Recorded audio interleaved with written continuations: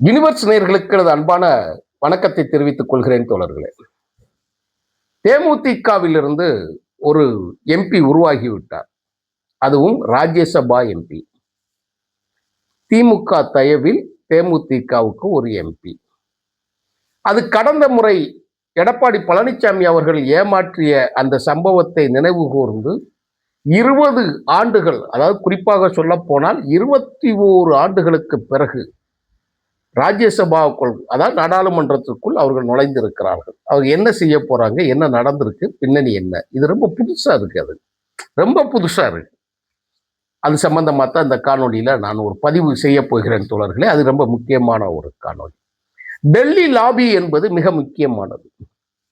India பல்வேறு இனக்குழுக்களால் 563 நாடுகளாக இருந்தது, அதாவது சிற்றரசுகளாக இருந்தது. பல பேரரசுகளாக இருந்த காலகட்டத்தில் இருந்து இந்திய அரசியலுக்கு மிக முக்கியமானது டெல்லி லாபி. அந்த காலத்தில் இருந்து முகலாய பேரரசு இருந்தது இல்லையா, அந்த காலத்துல இருந்து, அப்புறம் நவாபுகள் வரிசையா வச்சுக்கோங்களேன், வெள்ளக்காரன் காலத்துல இருந்தது. இந்த டெல்லியை கைப்பற்றுவதற்காக, டெல்லியில் இல்லை என்றால் ஒரு இடத்தை பிடிப்பதற்காக செய்யக்கூடிய லாபி மிக பெரிய அளவில் இருந்தது. அதற்கான பின்னணி காரணங்களை நான் சொல்ல போனால், இது தேர்தல் காலம் என்பதனால் அது மிகப்பெரிய பிரச்சனைகள், மனச்சஞ்சலங்கள், சங்கடங்கள் உருவாகக்கூடிய காலம் வரலாம். அதனால் நான் என்ன சொல்லுகிறேன் என்று சொன்னால், ராஜ்யசபா உறுப்பினராகி மிகவும் மகிழ்ச்சியாக அவர் கொடுத்த போட்டோவை பார்க்கும்போது தான் இந்த வீடியோவை நான் பேசலான்னு சொன்னேன். பதிவிட்டிருக்கிறாங்க, இணையங்களில் பதிவிட்டிருக்கிறாங்க, மிக மகிழ்ச்சியாக. அதை எப்படி பதிவிட்டிருக்கிறாங்கன்னு பார்த்தீங்கன்னா, மனைவி மக்களோடு ஒன்று, அதுக்கு அடுத்து யாருன்னு பார்த்தீங்கன்னா பிஜேபியோட அமைச்சர் பெருமக்களோடு. சரி, இது ஒன்று சரியா தப்பா? அது வேண்டாம். சரியா தப்புங்கன்னா அதுகளுக்கு உள்ளான்னு நம்ம தகவல் வேண்டாம், இருக்கட்டும். சரி, போகட்டும். உள்ள வந்துட்டார், பார்க்காதவங்க இதை பார்த்துக்கோங்க. கொஞ்சம் முக்கியமான தகவல் இதுகள்ல இருக்கு, பார்த்துக்கோங்க. ரைட். இதுதான் பத்திரிகையாளர்கள் அத்தனை பேருமே விமர்சனத்திற்கு உள்ளாக வேண்டிய கட்டாய காலத்தில் இருக்கிறது. தேமுதிக என்கின்ற தேசிய முற்போக்கு திராவிடர் கழகம் என்கின்ற கட்சி வெற்றி பெற்றால், இடைநிலை சூழல் உருவாகினால் அவர்கள் யாருக்கு ஆதரவாக இருப்பார்கள் என்கின்ற செய்தி தான் இன்றைக்கு ஹாட் டாபிக். அதுல பிரேமலதா ஒரு வசனம் பேசுறாங்க. என் மகன் பிரபாகரனுக்காக, விஜய பிரபாகரனுக்காக விருதுநகரில் அண்ணன் ஸ்டாலின் அவர்கள் ஓட்டு கேட்கிறார். ஆனால் அவருக்காக நாங்கள் உதயசூரியனுக்காக சென்னையில் தங்கை ஓட்டு கேட்கிறேன் என்று சொன்னார். ஒரு மாசத்துக்கு முன்னாடி இந்த வாய்கள் என்ன பேசினது அப்படிங்கிறதுனா தனியா வச்சிருவோம் அரசியல்ல. நான் என்ன கேட்கிறேன், இளையராஜா இப்பொழுது ராஜ்யசபா எம்பி, கமலஹாசன் இப்பொழுது ராஜ்யசபா எம்பி, இப்பொழுது விஜயகாந்த் என்கின்ற நடிகர் குடும்பத்திலிருந்து 21 ஆண்டுகளுக்கு பிறகு கட்சி ஆரம்பித்த நாள்ல இருந்து இன்னைக்கு வரைக்கும் மக்களால் தேர்ந்தெடுக்கப்பட்டு ஒரு எம்பி ஆனது கிடையாது. இதான் உண்மையானது. மக்களால் தேர்ந்தெடுக்கப்பட்டு ஒரு எம்பி கிடையாது. ஆனால் நாடாளுமன்றத்திற்குள் எப்பொழுதாவது போய்விட வேண்டும் என்பதை குறிக்கோளாக வைத்தே 15 ஆண்டுகளாக அவர்கள் தொடர்ச்சியாக அரசியல் கட்சிகள் பயணப்பட்டு வர்றாங்கன்னா, அதுக்கு பின்னாடி இருக்கக்கூடிய எஜுகேஷனல் லாபி அது ரொம்ப முக்கியமானது. இவங்க அரசியலை தொழிலாக பயன்படுத்துவதற்கு பின்னால் இருக்கக்கூடிய அந்த முக்கியமான விஷயம். அதை நான் அடுத்த மாதம் சில காணொலிகளில் நான் பேசுவேன். அந்த லாபத்தை கண்டிப்பா நான் பேசணும்னு நினைச்சிருக்கிறேன், பேசுவேன் அந்த இதில். சரி, இப்ப இளையராஜா ராஜ்யசபா எம்பியாக இருந்திருக்கிறார். இன்னைக்கு வரைக்கும் அவர் ராஜ்யசபா எம்பி. தமிழர்கள் பிரச்சனையை பற்றி பேசணும்னு அவசியம் இல்லை. எப்பொழுதும் சொல்லுவதை போல் காவிரி பிரச்சனைகளை பற்றியோ, தமிழ்நாட்டுக்கு கல்வி நிதியாக தர வேண்டிய நிதியின் பங்களிப்பை பற்றியோ, ஒன்றிய அரசு இதுவரை மாணவர்களின் வயிற்றில் அளிக்கக்கூடிய திட்டங்களுக்கு உண்டான பணத்தை தடுத்து வச்சிருக்கிறதை திருப்பி தர சொல்லி கேட்கிறதோ, ஜிஎஸ்டி பிரச்சனையை பற்றியோ யாரும் பேசுறது கிடையாது. சரி, விட்டுருவோம். நான் 2 செய்தி இதுக்கு முன்னாடி சொல்றேன், உங்களுக்கு ஆதரவாகவே சொல்ல. ஒரு எம்பி எப்படி நடந்து கொள்ள வேண்டும் என்று சொன்னால், அதற்கு எடுத்துக்காட்டாக இருக்கிறது யாருன்னு கேட்டீங்கன்னா, மறுமலர்ச்சி திமுகவோட பொதுச் செயலாளர் வைகோ அவர்களை சொல்லுவாங்க, முரசொலிமாறன் அவர்களையும் சொல்லுவாங்க திமுகவில். தற்பொழுது திருச்சி சிவா அது சம்பந்தமா இருக்கிறாங்க. இதுக்கு முன்னாடி கொஞ்சம் போனீங்கன்னா செழியன் அவர்களை பற்றி சொல்லுவார்கள். எல்லாவற்றுக்கும் திராவிட இயக்கத்தில் இருந்து அனுப்பி வைத்த பிதாமகனாக கருதக்கூடிய பேரறிஞர் அண்ணா அவர்கள் கொண்டு போய் அங்க பேசியிருக்கிறாங்க. அப்படி இருக்கிறது இல்லையா? கமலஹாசன் தன்னுடைய கன்னி பேச்சில் பெரியாரை பத்தி பேசுகிறார். திருப்பி என்னன்னு பார்ப்போம். அவருடைய விமர்சனங்கள் நான் அடுத்த காணொலியில் நான் போடுறேன். தேர்தல் நிதியை பத்தி பேசுறத நான் போடுறேன், வைக்கிறேன், முடிஞ்சிருச்சு. ஆனால் சிவாஜி கணேசன் நாடாளுமன்றத்துக்கு போயிருந்தார். ஒரு வார்த்தை கூட பேசல. ஒரு வார்த்தை கூட தன் வாழ்நாளில் நாடாளுமன்றத்தில் ஒரு கோரிக்கை வைத்து கூட பேசாத ஒரு நடிகர்.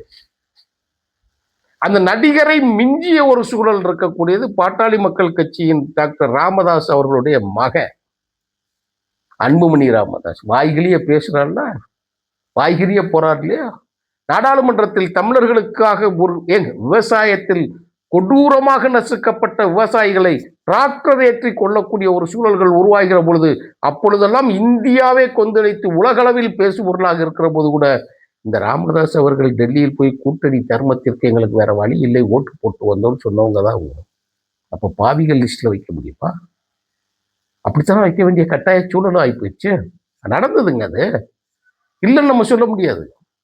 அதே நேரத்தில் சச்சின் அவரை கொண்டு போய் ராஜ்யசபா எம்பியா வச்சிருந்தாங்க. விளையாட்டுத்துறைக்காக கூட பேசவில்லை. நம்ம இப்ப சொல்றோம்ல இளையராஜாவை, நீ சினிமா துறைக்கு கூட பேச வேண்டாங்க. சினிமா துறைக்கு நீ பேச வேண்டாம். நீ சார்ந்து இருக்கக்கூடிய அந்த இசைத்துறைக்காவது நீங்கள் பேசலாம். என்ன நடந்தது என்று சொன்னால் ஒரே ஒரு செய்தியை சொல்லுகிறேன். என்ன சினிமா துறை மியூசிக்ல என்னையா பேசணும் அப்படின்னு சொல்லி நீங்க கேட்கலாம். மிகப்பெரிய காப்பிரைட்ஸ் ப்ராப்ளம் உலக அளவில் இருக்குது. அதை பத்தி பேசலாம்.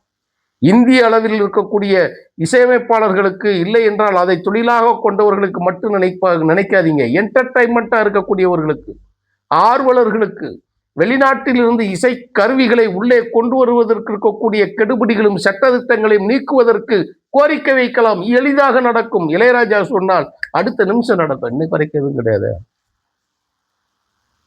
கூட்டணிக்காக முட்டு கொடுத்திருக்கக்கூடிய அன்புமணி கடைசி அட்டண்டன்ஸ்ல உள்ள ஆளுகள்னா பதிவு செய்ய போவாங்க, எடுப்பாங்க. இவங்கெல்லாம் எதுக்கு எம்பி ஆகுறாங்க தெரியவே இல்லை. நீங்க பேசிங்க, பார்த்துருக்கீங்களா? அந்த வரிசையில் தோழர் சுதீஷ் அவர்கள் சேர்ந்து விடக்கூடாது என்பது தான் நம்மது. பெருமையா பேசுறீங்க. நாடாளுமன்ற பணி என்பது ஒரு நாட்டின் நலன் கருதி முக்கியமல்ல. தமிழ்நாட்டில் தமிழர்களுக்கு இருக்கக்கூடிய பங்களிப்பு 36 சட்டமன்ற தொகுதிகளுக்கு உண்டான ஒரு பிரதிநிதி அவர். அவ்வளவு பெரிய லாபி, மிகப்பெரிய பணி உங்களுக்கு காத்திருக்கிறது. அதுதான் நம்ம சொல்றோம். யாராவது ஒருத்தர்கள் ஒரு சட்டமன்ற தொடர்கள் நடப்பதைப் போல, விவாதங்கள் தொடர்வதைப் போல நாடாளுமன்றத்தில் அதே மாதிரி பணிகளை செய்ய வேண்டியதற்கு தமிழர்களின் பங்களிப்பாக நீங்கள் இருக்க வேண்டும். இந்த குரூப்புகள் யாருமே கிடையாது. உங்கள் மேல் பயங்கர குற்றச்சாட்டு இந்த கட்சி மேல் இருக்கு. நீங்க கேள்வி கேட்டா கோபமா பதில் சொல்றீங்க. ஆனா சுதீஷ் இதுவரைக்கும் பேசி நான் எதுவும் பார்த்ததில்லை. அவருடைய அக்கா தான் பேசுறாங்க. இப்ப அக்காவும் அக்கா பையனும் தேர்தலில் நிற்கிறாங்க. வெற்றி பெறட்டும். இந்த கூட்டணியில இருந்து நீங்க வாழ்த்துக்கள். உங்களுக்கும் தான் வாழ்த்து சொல்றேன், சுதீஷுக்கும் தான் வாழ்த்து சொல்றேன். நீங்க தவறுகளில் இருந்து நீங்கள் உங்களை திருத்திக் கொள்ள வேண்டும். அதான் முக்கியமானது.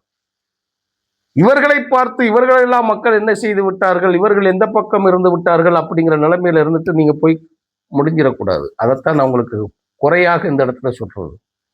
சிவாஜி, சச்சின், இன்னொரு செய்தி ஒன்று சொல்லட்டுமா? கேட்கவே உங்களுக்கு ரொம்ப ஆச்சரியமா இருக்கும். நீதிமன்றங்களில் பல ஆயிரக்கணக்கான வழக்குகளை இருந்து நடத்தி கொண்டிருந்த ஒரு நீதிபதி தன்னுடைய ராஜ்யசபா பதவியிலிருந்து அவர் பொழுது ராஜினாமா செய்து அந்த பணி முடிந்து அவர் வெளியே வருகிற போது ஒரு வார்த்தை கூடாத பேசாத ஒரு எம்பியாக அந்த நீதிபதியும் சேர்ந்துட்டார். சரி, இதெல்லாம் நடக்குமா? யாரும் கேட்காங்க? நடந்துச்சுங்க. நீதிபதியே பேசாம வெளியே வந்திருக்கிறார். தமிழ்நாட்டில் இன்னும் சிலர் இருப்பாங்க. அதான் மீண்டும் மீண்டும் சொல்லுகிறேன், இது தேர்தல் காலம். அது யாரையும் மனது கஷ்டப்படக்கூடாது என்பதற்காகத்தான் சில விஷயங்களை ஏன்னா அங்கிட்டும் இங்கிட்டும் கூட்டணிகள்ல இருக்கிறாங்க. கூட்டணிக்குள்ள இருக்கிறவர்களை வேதனைப்படுத்தி விடக்கூடாது, இந்த சொல் ஒரு அறச்சொல்லாக மாறிவிடக்கூடாது என்பதற்காகத்தான் சொல்கிறேன். இந்த நெகட்டிவ் பாயிண்ட்ஸுகளா தமிழர்களுக்கு விரோதமாக தமிழ்நாட்டிற்கு ஆதரவாக பேசாதவர்களை சுட்டி காட்டுவது ஏன் என்று சொன்னால் இந்த வரிசை பட்டியலில் தோழர் சுதீஷ் வந்துடக்கூடாது. திருப்பியும் நான் சொல்றேன், அதுக்காகத்தான் நினைவுபடுத்துறேன். ஒரு நாடாளுமன்றத்தின் பணி எப்படி இருக்க வேண்டும் என்பதற்கு எக்கச்சக்கமான பிரச்சனைகள் இருக்குது. நீங்க அதை கொடுத்து பேசி தன்னை தக்க வைத்து நீங்க நிலைப்பெறுவது இருக்கு இல்லையா, அது சாதாரண விஷயம் கிடையாது. மக்கள் அறம் சார்ந்த ஒரு அரசியல் இருந்தால்தான் அதில் நாம் நிலைத்து நிற்க முடியும். நீங்க சொல்லியிருக்கீங்க, நாங்க 21 ஆண்டுகளுக்கு பிறகு இந்த சபையில் நாங்கள் வந்து சேர்ந்திருக்கிறோம் என்று. 21 ஆண்டுகளுக்கு பிறகு நீங்கள் என்ன செய்து வெளியே வருகிறீர்கள் என்பதை காலம் உங்களுக்கு பதில் சொல்லக்கூடிய அளவில் வைக்காமல், தினம் தினம் ஏடுகளில் நீங்கள் நாடாளுமன்றத்தில் ஆற்றிய பணிகளோட செய்திகள் பட்டியலாக வரட்டும். இதில் அரசியல் விருப்பு வெறுப்பு நமக்கு வேண்டாம். நடக்கவில்லை, சத்தியமா கிடையாது. ஏன்னா கொடுத்தா தானே பார்க்கணும். இவ்வளவு நாளா பார்த்துட்டீங்க, உங்களுக்கு கிடைக்கவே இல்லை, மக்களை சந்திச்சீங்க, மக்கள் உங்களை ஆதரிக்கவே இல்லை, கடைசியில் அக்ரிமெண்ட் போட்டுத்தான் நீங்க அந்த இடத்துக்கு போக வேண்டிய கட்டாய சூழல் ஆகிவிட்டது, நீங்க போயிட்டீங்க. ஆனால் காத்திருந்து நீங்கள் என்ன செய்த பணி, எந்த பணி செய்வதற்காக இவ்வளவு போராடினார்கள் என்பதை காட்பதற்கு, அதை பார்ப்பதற்கு எங்களுக்கு ஒரு நேரம் வந்திருக்கிறது. உங்கள் கன்னி பேச்சு எப்படி அமைகிறது என்பதை கவனிக்க ஆவலோடு காத்திருக்கிறோம். தொடங்குங்கள் தேமுதிக அவர்களுடைய அரசியல் பணி, நாடாளுமன்ற பணியை. மீண்டும் சந்திப்போம் தோழர்களே. நன்றி, வணக்கம் தோழர்.